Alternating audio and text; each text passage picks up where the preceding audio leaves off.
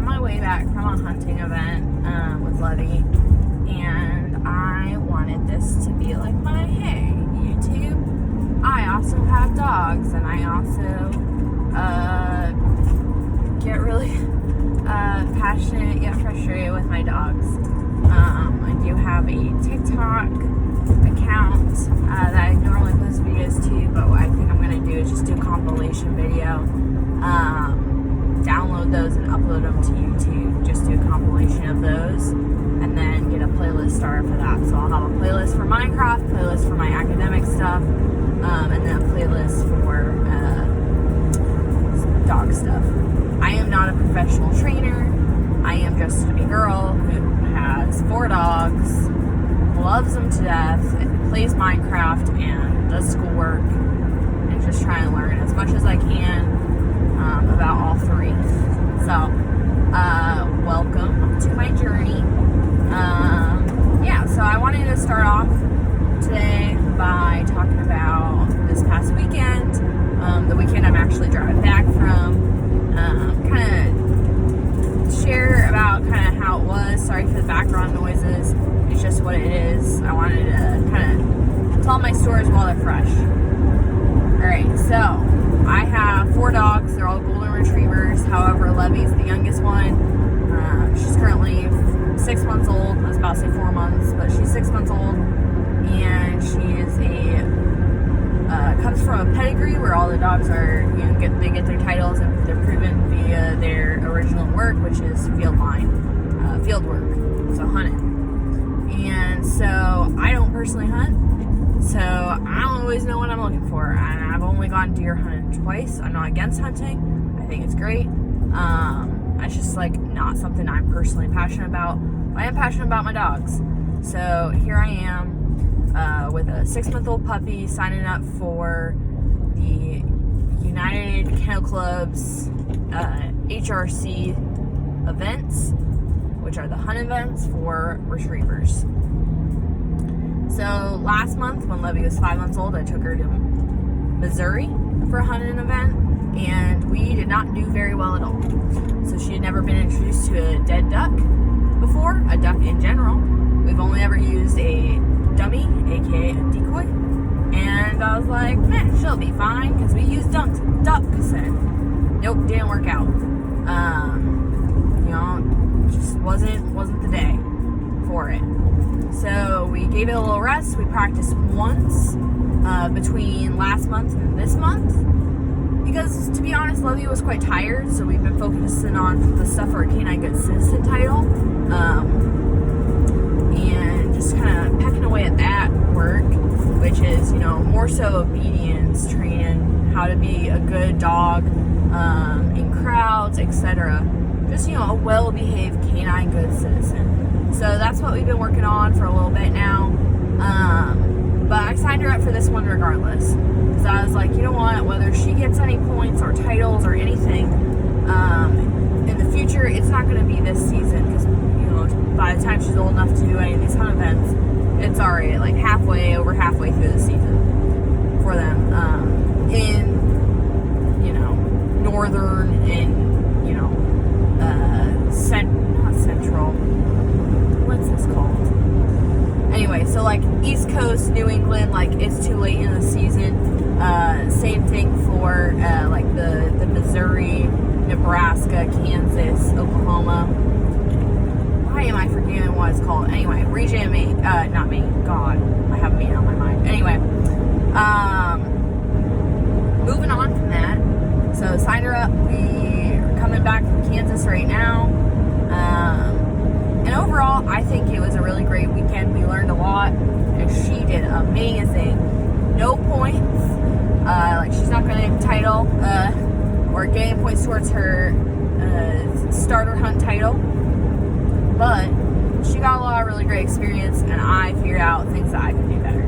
So to kind of, 5 minutes into this little video I'm making here, we get down to Kansas. I packed up the car, got a little mattress in here, just went camping. And so we get to the hunting event, started our day pretty early. We got there at 6 a.m., did the bitch check, where just, wipe a towel underneath, check the vulva of the dog, make sure they're not in heat. Obviously, she passed it because we did the event. And if you don't pass, you gotta go home with your dog. I do believe you do get your money back from the event if your dog does come into season. However, the reason for that is, to not distract other dogs, because hormones do play a big factor when it comes to heat cycles for dogs. But also, you don't want any unwanted puppies coming in and out of these events. You want a nice, good planned litter. But yes, make sure everyone's running good, safe tests all the way through. So we get to the event and we start out with our land retrieves, which is dog goes out in a field or whatever, it's on land, there's no water involved. Catches a bird, the bird gets shot up, it's dead already. A shotgun goes off with blanks in it. The shotgun goes off, you send your dog out as soon as that bird hits the ground, and the dog just goes, gets the bird and brings it back to you. I was like, all right, easy enough. So she goes out, halfway through, coming back with the bird, she decides she's going to drop it. And I was like, all right, that's fine. Tell her bring it, because that's the command we've been using, bring it all the way back. So I say bring it. She picks up a little, drops it again. Won't pick it up again after I say bring it a third time, because I've already repeated myself by this point. And she decides she's going to do a play bow. And then she starts running around and then she pees, which thankfully isn't like a disqualification or anything in this specific sport. In other sports it is, because you're typically, on turf or inside. But this is outside, so no disqualification or anything from that. But she wouldn't go get the bird. She just kept running around. So I went and got her, put her on lead, which is leash, and I say by a lot by the way. Anyway, put her on lead, and I pick up the duck, we walk back. I said, hey, I want to continue with second bird. So they shoot out the second bird, comes from a different direction, drops down, goes out, she gets it, brings it back perfectly. I'm like, oh my gosh, that was beautiful. I say perfectly, she did stop, she checked where the duck was, she didn't pick it up, she went and checked out the decoys, was like, nah, those aren't for me, went back to the duck, brought it to me. But she did go to the original area, the duck drop, so that's good. But she marked, her ears went up, ears perked up, she's looking where the sounds came from for the duck calls and everything was good. I was like, all right, shake it off, made sure she was hydrated, made sure she had food and everything, and we waited a few hours for the water retrieves to start. And that's, where you have it where the dog's going into water, whether it's just running through it or like swimming into it to get the duck. And so we go there. There's some hiccups along the way. The pond we originally went to was a little low on water, and due to the mud, it was unsafe for the dogs to run. So we had to find another location. I say we, the judges, had to find another location. They found a new location. So Levy and I go up. She gets that duck.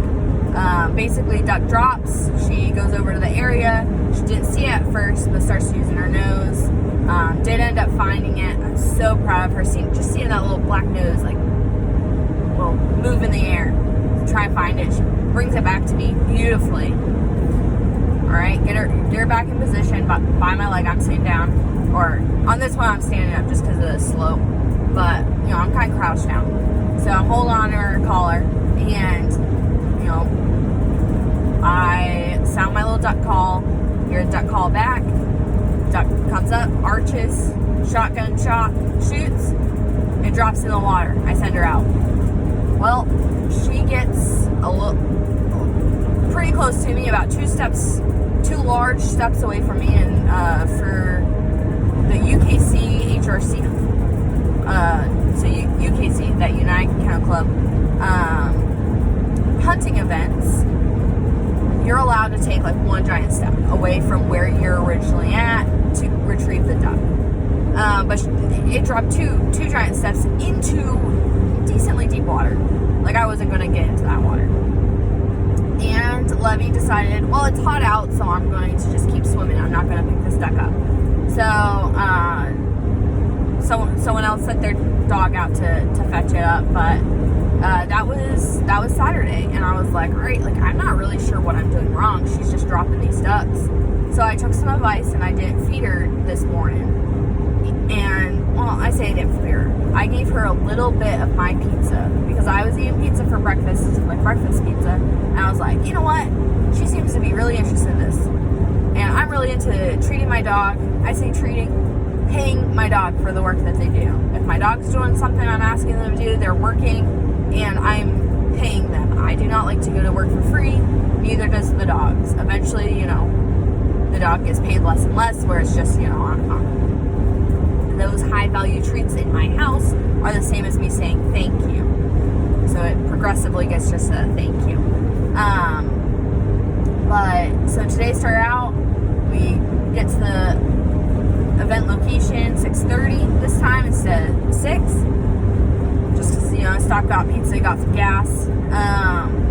And we did some retrieves with our dummy bird. It's plastic. And I gave her, I first showed her what I wanted her to do by me going, I threw it, I had her to sit stay, and I threw it and I retrieved it myself, and I took a bite of the pizza. And then I had her do it, and she had to retrieve it both times, and then I gave her a piece of pizza. And I was like, just like a little nibble of it. I had her smell it, and I was like, Lenny, if you go get me you retrieve 2 ducks, I will give you half this, you know, a quarter of this pizza, because by then I had already eaten half of it. And so we go out to the water, and I'll post the video of it. I had a gentleman who very kindly took videos from today, and I'll post both videos. But what you'll find in the video is she gets a little nervous. You know, she's trying to think. So it's not really nervous, but it's more like she's trying to critically think about this situation. There is mud on the shorelines, both sides. She gets in the water a little cautiously, and then she swims. And I love how she swims. There's a few dogs that swim, and they're just speeding along, but she's just silky smooth, and I love that. I love how she swims. Like, I could watch her swim all day. But anyway, that's another tangent. She goes up to the shoreline, grabs the duck, and then gets out of the water. But she was supposed to, you know, just come back to me. But she gets out of the water, and she's on the opposite shoreline, trying to figure out how she's going to get back to me. Eventually, she figures out the best way to come back is just through the water. She comes right to me. It was perfect. It was beautiful. To see that light bulb go off on her head of like, oh, like, Mom's telling me to come back, to ignore everything else around me right now, and just go straight to her, and she did. And it was beautiful. I almost wanted to cry, but I was like, all right, well, let's continue on.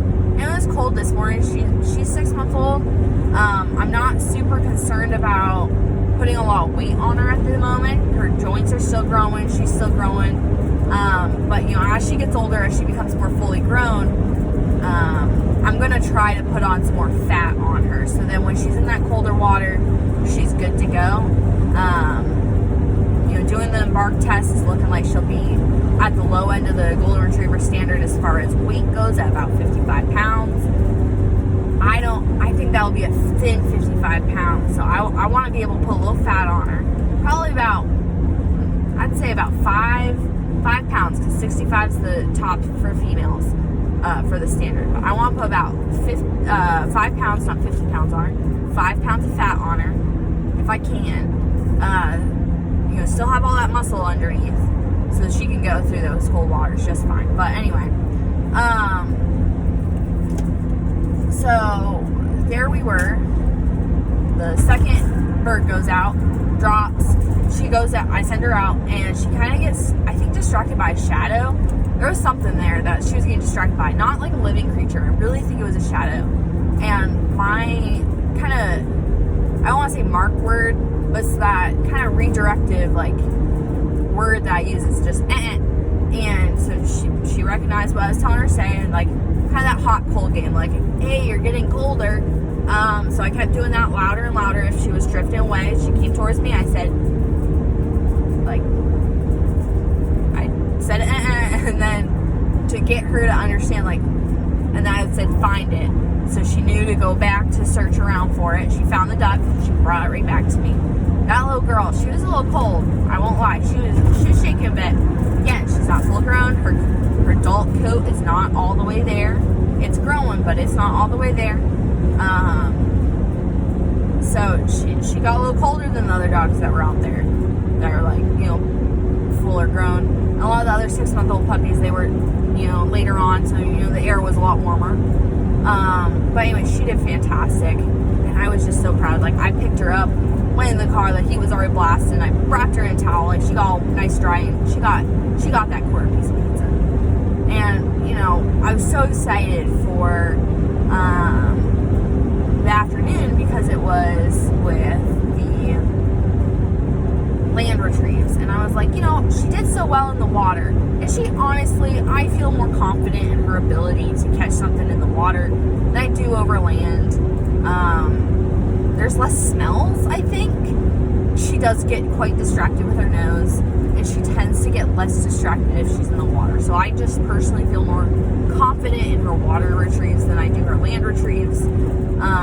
Especially if the grass, you can't really see where the duck actually is. You can see where it lands roughly, but you can't see, there's the duck, until you run up on it. And if you run up on it sideways, you're not going to see it right away if you're a 6-month-old puppy named Levy. So I send her out, and she does not get it. She goes up everywhere. And where I really think I messed up on is, you want to see the dog work. You want to give them the opportunity to listen to what you're saying and, make their decisions, because they're the ones out there. I'm sitting down or, standing up, like, in my little bubble of where I'm allowed to be at. And she's the one out there trying to find that duck and bring it back to me. Like, the amazing little girl she is. And she just was not having it. She couldn't find it, wouldn't recall back to me. So I think, one, I should have called her off of it and just essentially canceled it. I should have just called it and said, no, she's done. I'm not even going to try with the second bird. But I wanted to land on a good note. So I got her back, and unfortunately I did have to raise my voice quite a bit. Like, not in that, I'm just raising my voice. Like, I had to say, Levy, stop, in a very stern voice. And she's not used to me saying, with that voice. So she got very scared.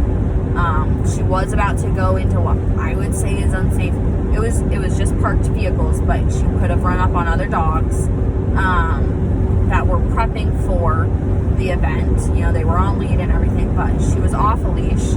So, I got her to stop. I kind of picked her up into me a little bit, sat there, gave her lots of kisses, told her she was a good girl and all that. She's little. She's just trying to play. She wasn't doing anything bad. Yes, she should have recalled back to me when I asked her to, but she's in a new environment. I can't blame her for those things when she hasn't yet generalized a recall yet. She's pretty good. I'd say she's about 85%, solid recall. Not whenever there's people watching like that. Not when there's all that pressure on her. It's not there. And all I could think of was what am I doing wrong? Because I don't understand. I don't understand how to recall her back and resend her out. I don't understand that mechanic of her. If she didn't figure it out the first time, I've never taught her to do a resend. I don't know how to do that. So I got her back, and we moved on to the next bird. She got the next bird. She was bringing it back, and she got, I'd say, only halfway back to me. I'd have to relook at the video, but I think only about halfway to me. And she gets that little glimmer in her eye, and I was like, oh no. And so I encourage her to come, bring it, let it come, all that good stuff.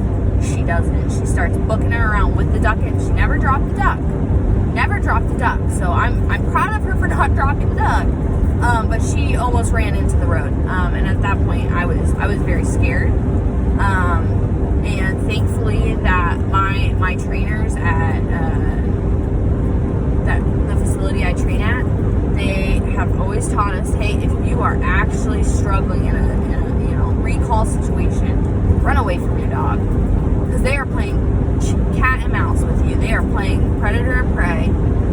better be that prey. So what I did was, and she only does this for such distance, so I ran away from her. She started running back, and before she could say, no, I want to be prey, I turned back on myself and just did a zigzag motion until I was finally able to catch her, and I grabbed her. I took the duck, and we walked back, thanked the judges, and packed up my vehicle. I say I gave back the duck. The judges were kind enough, they gave me the duck to have. Very, very kind of them. So there's, like, at least on the websites I found, a dead duck, frozen, close to $50. Today was about $50 just for the event. It was $10 for last night's stay, $20 total for the campsite. But, you know, like, about $60 for the day. And we learned so much. And I now know, hey, I need to work on recall. Number one is I need to work on recall. The second thing I need to work on is, I think it's called inductive, because I don't want to do force fetch with her yet. That's just my prerogative. It's called inductive recall. And it's just that reward system, and, you know, your whole, not inductive recall, inductive fetch. The longer you're holding an item, I'm going to give you a treat, and eventually, like, that treat's going to go away, but we're going to work on you just holding that in your mouth, because that was something else she struggled with, was just keeping it in her mouth. The third thing, I need just to know her better. Her and I just need to do more things together, get to know each other better, because what I think happened, based on what I've seen, is that she was in a car for hours. If I would have gotten out and worked her, she would have been over threshold and not listened to me, because she wouldn't be over threshold. She didn't listen to me. She wanted to play because she had too much energy. In my opinion, that's what happened. That's where we messed up. And I think that that's just going to happen with time and reps. Me going from my backyard with the fetch to, you know, the local lake to my place of work, you know, switching it up so she can generalize, and just building patience. Just building patience with her. It's like taking a child to a circus that's never been to a circus before. There's so many new things to see and do, and you forget how to act, you know? Same thing. And how can I fault her for that if I haven't done the work and taken her to as many things as I can? And even when I have, how could I fault her for it? She's my baby. I was about to say puppy and baby at the same time. But she's my baby. How can I fault her for that?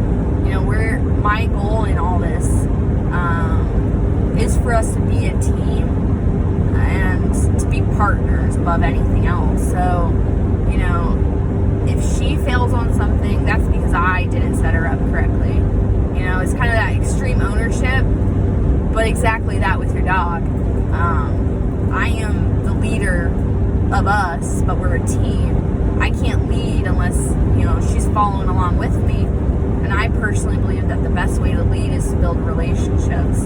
So it's all those concepts, all those things, and overall resulted in a wonderful weekend with my baby. Wonderful weekend training in a test environment.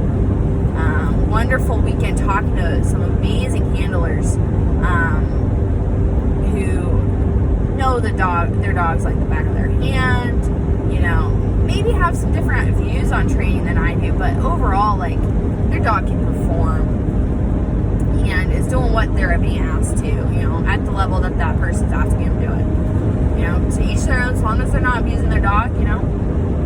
To get to different levels, you need different things, and at different speeds. Like, you know, I'm okay being a little slow to have a really solid foundation, because I work a lot. I don't get to spend all day, every day with Levy. So I really need those times that we're together training to be quality, loving times between us. Whereas other people, they may not need to do that because they've already had that relationship built because they get to stay home, etc.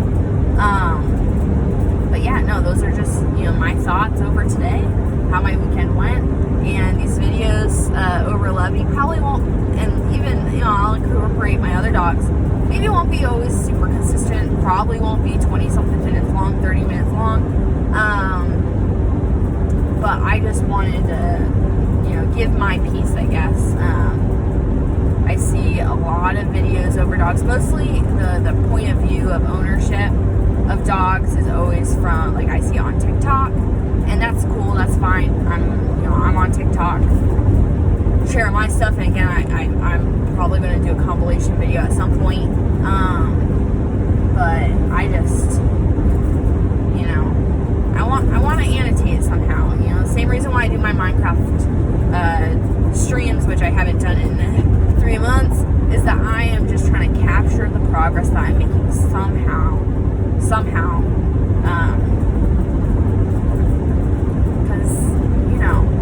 why not? Why not capture something that you're working hard with, that you're passionate about, all that good stuff. So, yeah, that's where I'm going to end the video. I may have to cut this into parts to send to myself, but that's fine.